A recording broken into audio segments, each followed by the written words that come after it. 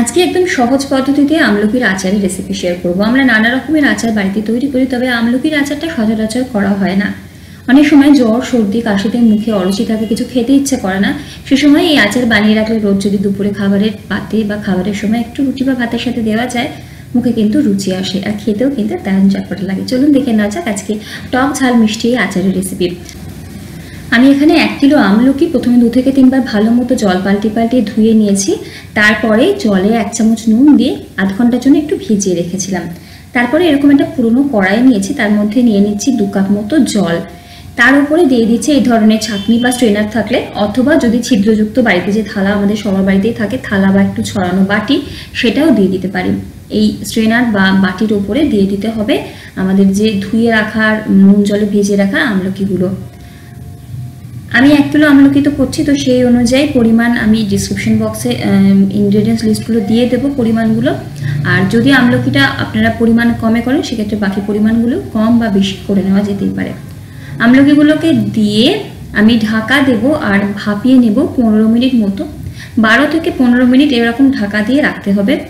ঢাকা দিলে আমলকির রঙটা কিন্তু অনেকটা চেঞ্জ হয়ে যাবে। ভাপিয়ে নিচ্ছে যাতে আমলকির গুণটা সমস্তটা নষ্ট না হয়। যদি জলে সেদ্ধ করে নিই, জলের সাথে কিন্তু অনেকটা গুণ আমলকির চলে যায়। 12 মিনিট পর এরকম একটা ছুরি ফুটিয়ে একটু দেখে নেবেন। দেখুন একদম সহজভাবে কিন্তু ছুরিটা আমলকির সাথে বিঁধে যাচ্ছে, তার মানে আমলকিগুলো ভাপানো কিন্তু হয়ে গেছে। তো এর থেকে বেশি আর ভাপানোর বা সেদ্ধ করার দরকার নেই।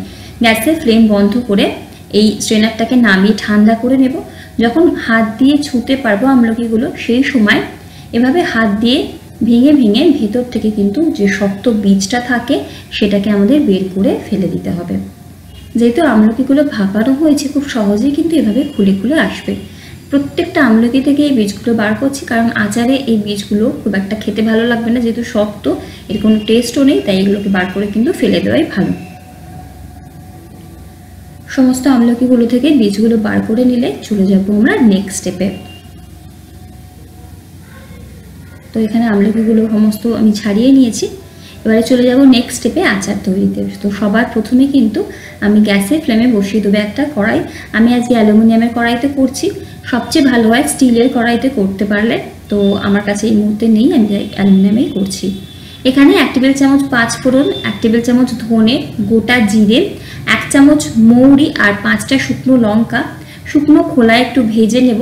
যখন দেখবেন এরকম একটু চটর পটর করে আওয়াজ হচ্ছে বা বেশ একটা সুন্দর গন্ধ আসছে, গ্যাসের ফ্লেমটাকে বন্ধ করে কড়াই থেকে এই ভাজা মশলাটাকে নামিয়ে নিয়ে ঠান্ডা করে গুঁড়ো করে নেব। মিহি গুঁড়ো করবো না, একটু দানা দানা মতো গুঁড়ো করব। ওই কড়াইতে নিচ্ছে 1 টেবিল চামচ পরিমাণে সর্ষের তেল। খুব বেশি তেলের ব্যবহার আমি আচারে করছি না।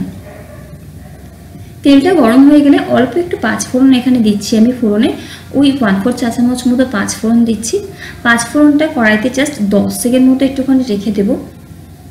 তারপরে যে আমলকিগুলো আমরা ছাড়িয়ে রাখলাম, সেই আমলকিগুলো দিয়ে দেবো। আমলকিগুলো দিয়ে গ্যাসের ফ্লেমটাকে কিন্তু অবশ্যই লোতে রাখবো। লোতে রেখে আমলকিগুলো দিয়ে মিনিট 2 মতো আমরা একটু নাড়াচাড়া করে হালকা করে ভেজে নেব। এখানে আর কোনো নুনের কিন্তু এখন ব্যবহার করছি না। মিনিট 2 মতো আমলকিটাকে হালকা করে নাড়াচাড়া করে একটু ভেজে নিয়ে আমি আখের গুড়টাকে জলে দিয়ে একটু ভিজিয়ে রেখেছিলাম।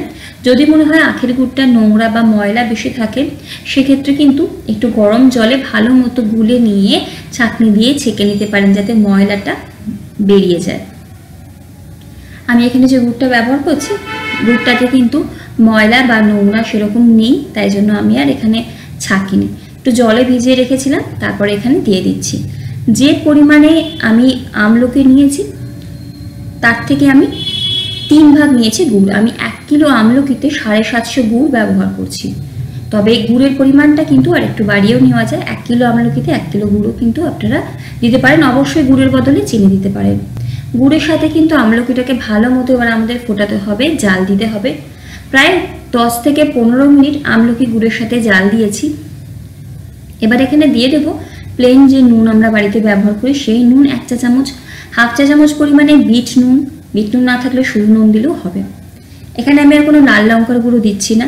যে ভাজা মশলাটা তৈরি করে রাখলাম, দেখুন মশলাটা কিন্তু একদম মিহি গুঁড়ো করিনি, হালকা একটু দানা দানা মতো গুঁড়ো করেছি। আচারের মশলা এরকমই ভালো লাগে। এখান থেকে 3 চা চামচ মতো মশলা আমি দিয়ে দিচ্ছি।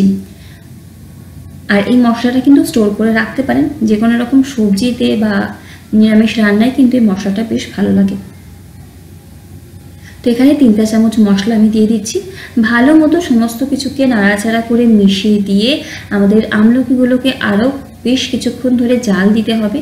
মশলা, নুন এই সমস্ত কিছু দিয়ে ভালো মতো মিশিয়ে নিয়ে এবারে গ্যাসের ফ্লেমটাকে লোতে করে ঢাকা দিয়ে আমলকিটা গুড়ের সাথে জাল দেব। গুড়ের এই রসের সাথে ফুটতে ফুটতে আস্তে আস্তে আমলকির রঙটাও কিন্তু একদম পাল্টে যাবে। প্রায় 15 মিনিট মতো আমি ঢাকা দিয়ে আমলকিগুলোকে ফুটিয়ে নিয়েছি। দেখুন রঙটা কিন্তু আরও অনেক বদলে গেছে। এই সময় আমি 50 ভাগ পরিমাণে তেঁতুল জলে ভিজিয়ে রেখেছিলাম বেশ 10 মিনিটের জন্য, সেটা এখানে দিচ্ছি। যদিও তেঁতুলটা অপশনাল, নাও দিতে পারেন, কিন্তু তেঁতুলটা দিলে আচারের স্বাদটা কিন্তু বেশ ভালো আসে।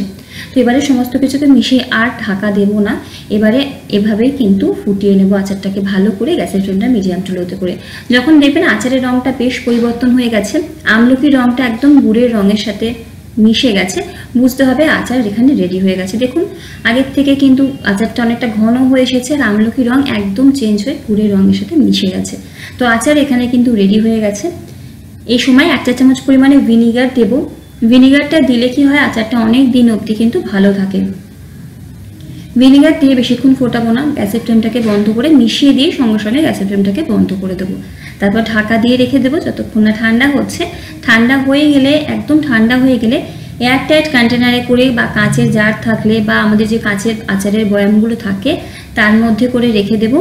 আর যদি রোদ থাকে বাড়িতে, মাঝে মাঝে একটু রোদে দিতে পারেন। যদি রোদ না থাকে ফ্রিজের মধ্যে রেখে দিতে পারেন এয়ারটাইট কন্টেনারে করে। অবশ্যই মাঝে মাঝে একবার বার করে নিয়ে ফ্রিজ থেকে একটু চামচ দিয়ে নাড়িয়ে চাড়িয়ে দেবেন। আচারটা কিন্তু যত দিন যাবে আস্তে আস্তে কিন্তু স্বাদ আরও বাড়বে আর আচারটা খেতেও কিন্তু আরও ভালো লাগবে। আর ভিজে চামচ কখনোই কিন্তু আচারের বয়ামে দেবেন না।